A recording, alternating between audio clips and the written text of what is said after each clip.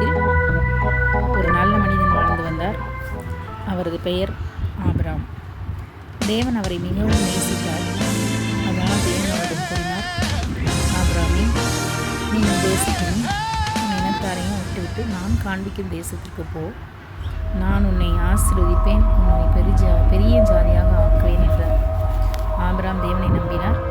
அவர் தனது மனைவி சாரா, உறவினர் லோத் மற்றும் அவர்களின் செல்ல பிராணிகள், வேலைக்காரர்கள் அனைத்தையும் அழைத்து கொண்டு புறப்பட்டார். அவர்கள் மலைகள், பள்ளத்தாக்குகள், நதிகள், பாலைவனங்கள் எல்லாவற்றையும் கடந்து கானான் தேசத்துக்கு சென்றனர்.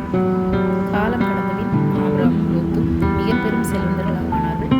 அவரிடம் பல ஆயிரம் ஆடுகள், மாடுகள் மற்றும் வேலைக்காரர்கள் இருந்தனர். ஆனால் ஒரு பிரச்சனை எழுந்தது. அந்த நிலம் எல்லாரையும் தாங்க முடியவில்லை.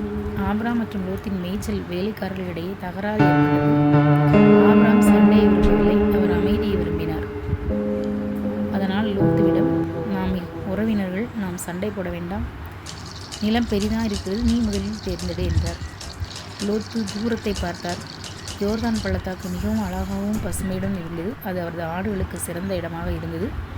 எனவே நான் அங்கு செல்கிறேன் என்று ஆபிரகாமிடம் கூறினார் லோத்து. லோத்து சோதோம் நகருக்கு சென்றார். ஆபிரகாம் கானான் தேசத்திலே தங்கினார். பிறகு தேவன் மீண்டும் ஆபிரகாமிடம் பேசினார்.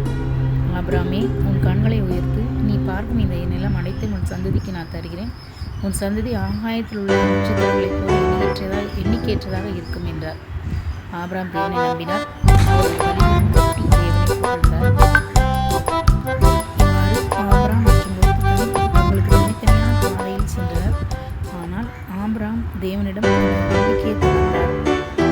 எனவே தேவன் தமது வாக்குறுதியை எப்போதும் நிறைவேற்றுவார் என்று நம்பி காத்திருந்தார். நாமும் தேவனை நம்புவோம். அவர் நம்மை வழி நடத்துவார்.